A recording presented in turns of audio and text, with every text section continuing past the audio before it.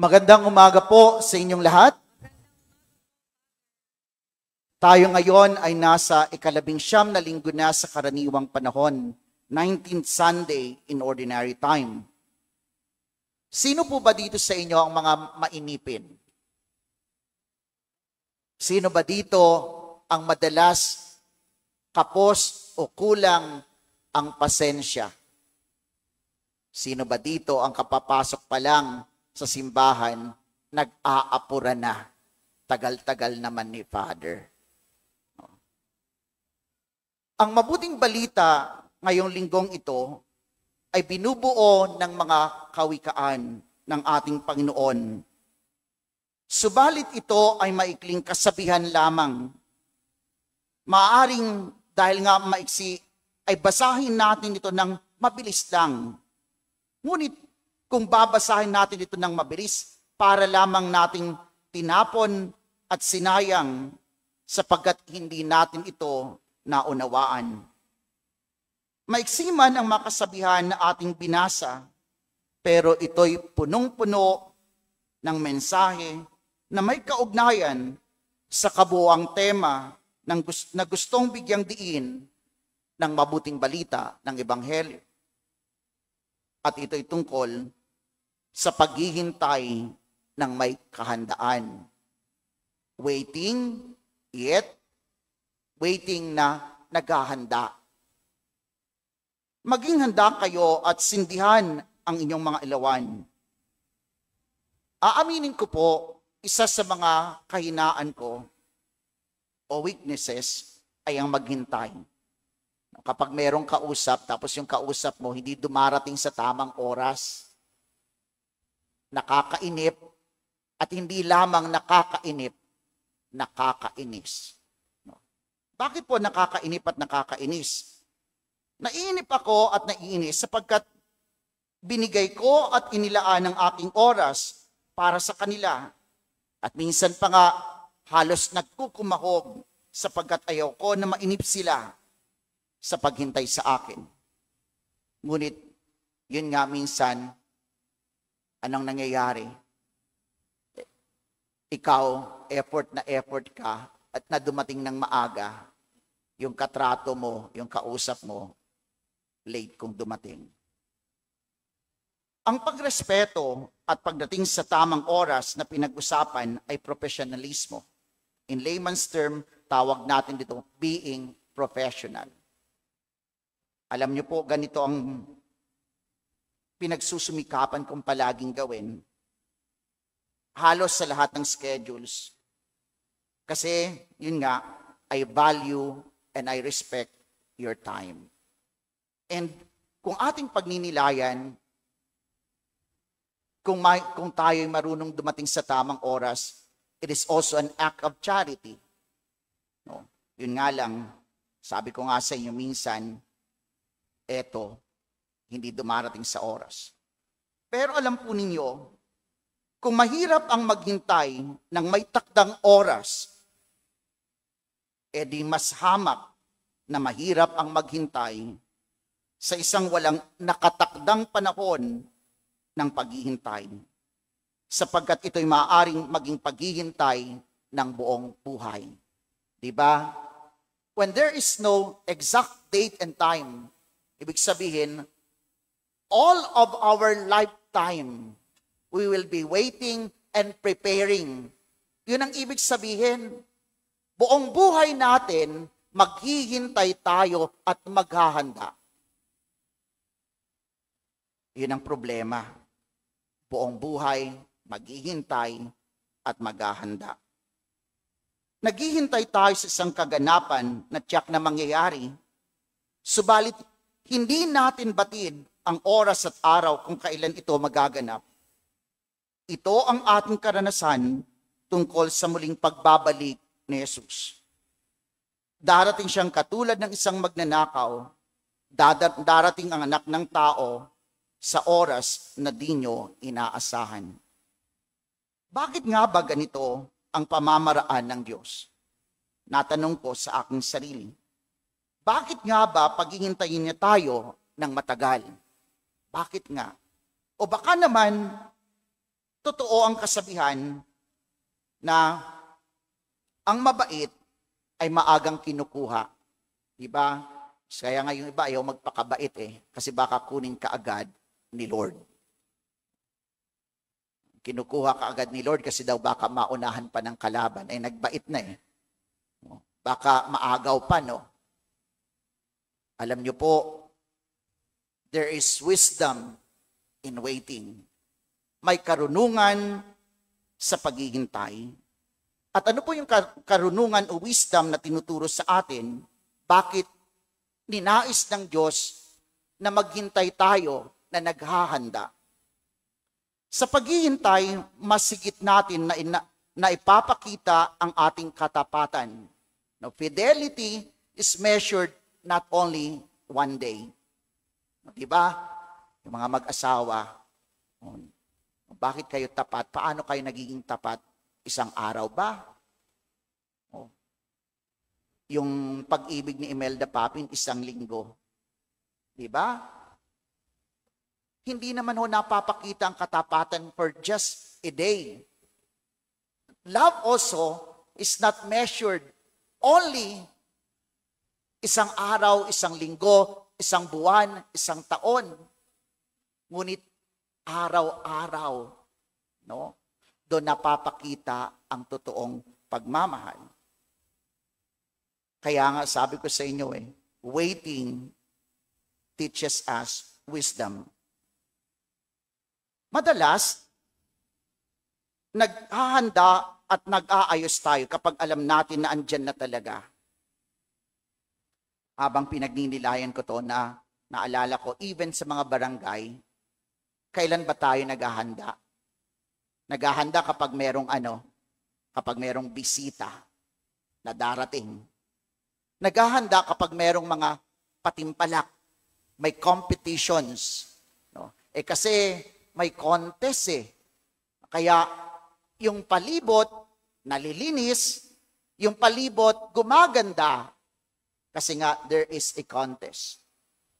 But afterwards, ano nang nangyayari? We go back to our usual routine. Diba? Para lang din tayong kasabihan diba yung kasabihan na kapag nandyan ang pusa, no, okay, mabait tayo. Pagka wala ang pusa, naglalaro ang mga daga. So fidelity and love of God is not measured sa isang araw lang. It is day-to-day basis. No? Kaya po, ito siguro yung wisdom. And then, ano pa? Love also grows. Ang pagmamahal po ay yumayabong. God wants us to grow in love with Him. Gusto niyang yung pag-ibig natin sa Kanya ay yumabong. Kaya there is a period of time. There is a certain period of time na binibigay sa atin. Ang problema kasi sa atin ngayon, gusto natin palagi instant.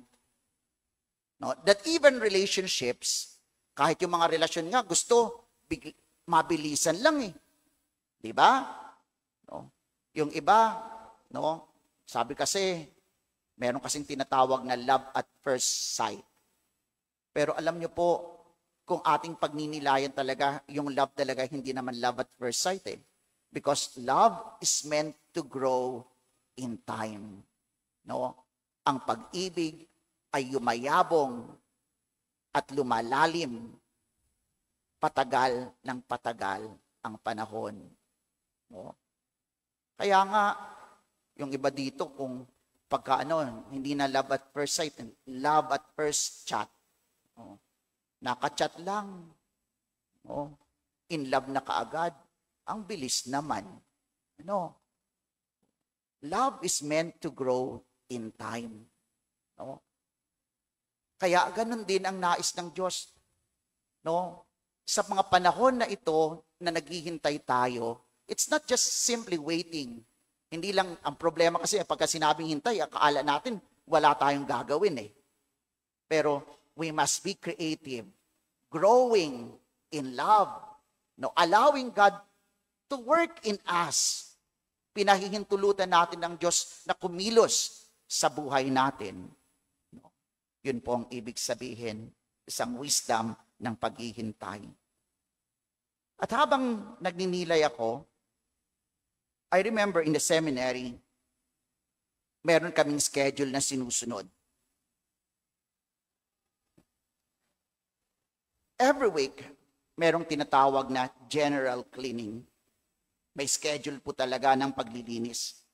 Kaya nga, sabi ko nga sa inyo, nung pumasok kami sa seminaryo, pinagdala kami ng mga required na mga tools na dadalhin. Kala ko kasi pagpasok sa seminaryo, aaral lang ako magdarasal. Tingnan nyo yung requirements sa amin, magdala ng bolo, magdala ng timba, ng balde, ng tabo, ng walis tingting, ng tambo. Yung pala, paglilinisin kami.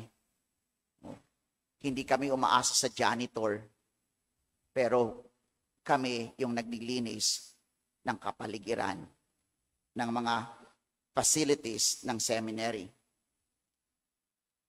There is a schedule cleaning. Pero maliban po doon sa schedule cleaning, araw-araw merong tinatawag na tidying. Bago ka pumasok sa room, sa klase, after breakfast, you do tidying. Yung pahapyaw lang na linis, tidying. Bakit ko binabanggit ito sa inyo? Waiting and preparing for God, and being vigilant,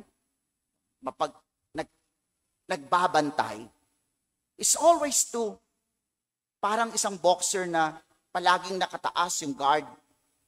Ang problema dito, alam nyo, isang bagay na nakakalimutan natin, isang sakramento ang madalas na siguro hindi na natin nabibigyang masyadong pansin ngayon. And what is that sacrament? It is the sacrament of reconciliation. It is the sacrament of confession, ang sakramento ng pagbabalik loob, ang sakramento ng pagkukumpisal. Hindi naman tayo araw-araw bibinyagan Ang binyag isang beses lang. Diba? Sa binyag kasi nalilinis yung kasalanan. Sa binyag kasi, hindi lang original sin ang nalilinis, but even the actual sins, kung tayo ay adult na bininyagan. Pero alam nyo, baptism is given only once. Isang beses lang tayo bibinyagan.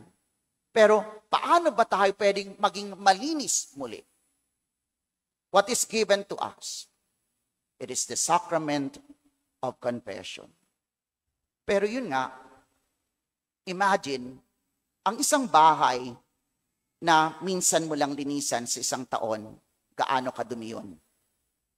Di ba madumi? Pero pagka nagtatanong ako, kasi sa confession, yung pari, tinatanong yung penitent, when was your last confession? Tinatanong ng pari, kailan ka huling nangumpisal? At anong sagot? Nung pong nag-first Holy Communion ako. Yung iba, nung pong graduate ako ng high school, nag-retreat. Yung iba, nung pong ikakasal kami. Tingnan nyo, natatawa tayo, pero totoo, di ba? Kung ang isang bahay, hindi mo linisan sa loob ng isang taon, gaano nakakapal ng dumi nun? Madumi. Kaya nga, sabi ko nga sa inyo sa seminary, we don't only do general cleaning once a week, but there is a day-to-day tidying. Alam nyo, during our retreat, sabi doon ng facilitator, ng retreat master, ang problema raw kasi sa atin, ang kaibahan natin sa mga santo, yung mga santo at santa, yung mga banal, banal na nga sila, ang feeling nila, makasalanan sila.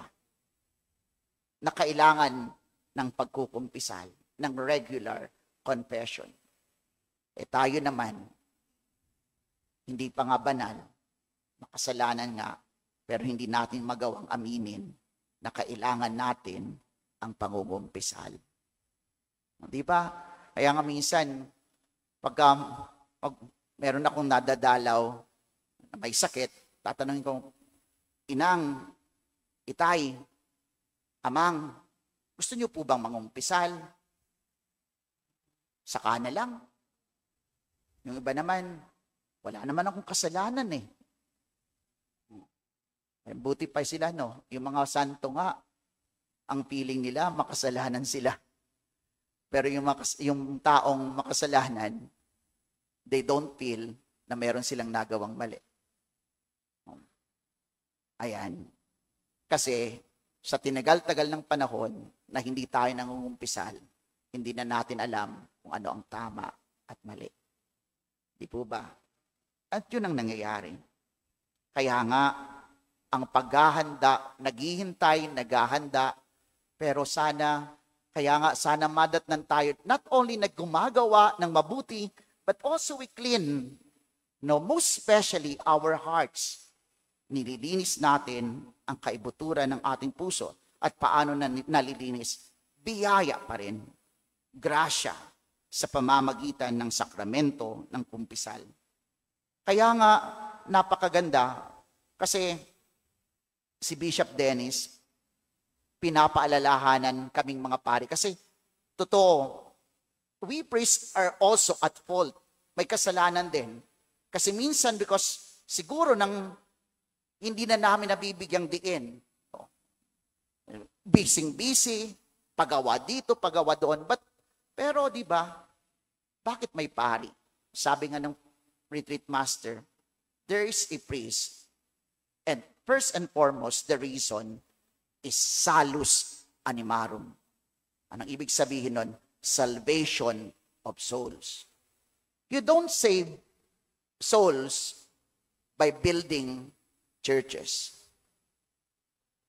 You save souls by transforming the heart of the people. Di ba? Yan ang problema. Kaya sabi ko nga sa inyo, it's not only you. Kasi kami rin, hindi na rin nauupo eh. Bibihira na rin kaming maupo sa kumpisal. Kaya siguro rin yung mga tao, hindi na rin natutong mangumpisal.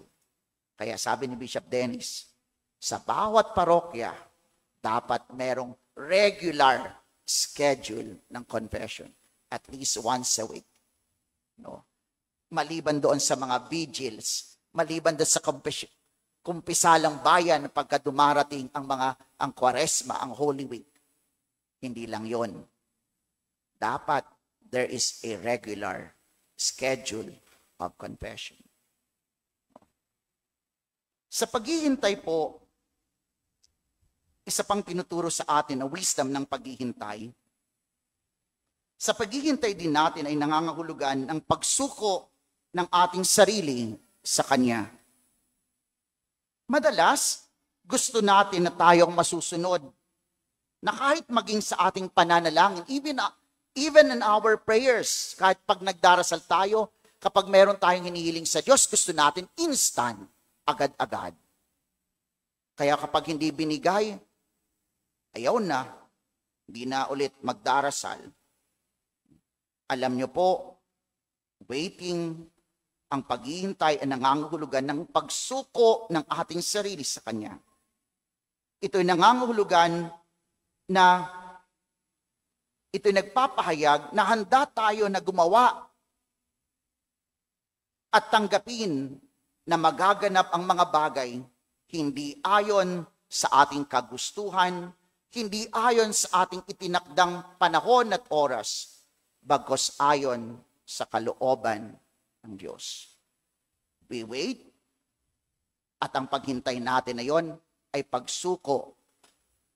Things will happen not in accord sa phase na gusto ko, but it will happen when sa kapanahunan na kaloob ng Diyos. Mangyayari ho ang lahat ng bagay. Kaya ito yung wisdom ng paghihintay. Minsan kasi gusto natin na, Lord, until when, hanggang kailan ako maghihintay? Ang tagal-tagal naman. Pero ang mga bagay ay magaganap. Katulad ng naganap sa buhay ng mag-asawang Abraham at Sarah. Matagal na naghintay. Hindi naman yung, di ba, even yung pangako ng Diyos kay Abraham, it did not happen. Hindi ito nangyari nang biglaan, instant, andyan na. Ang promise niya, magiging ama ng maraming bansa. Instant. No. Merong mga pagkakataon na nadidismaya si Abraham. O diba? Ang tagal na naghihintay. Pero ito ang gustong sabihin sa atin.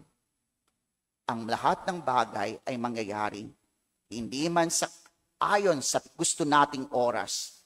Pero ang lahat ay mangyayari ayon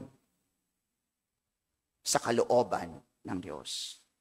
Ngunit bakit tayo maghihintay? Naghihintay tayo, nagpapakabait, nagpapakabuti, naghahanda, hindi dahil sa takot tayo. No? The right motive of waiting is not about fear.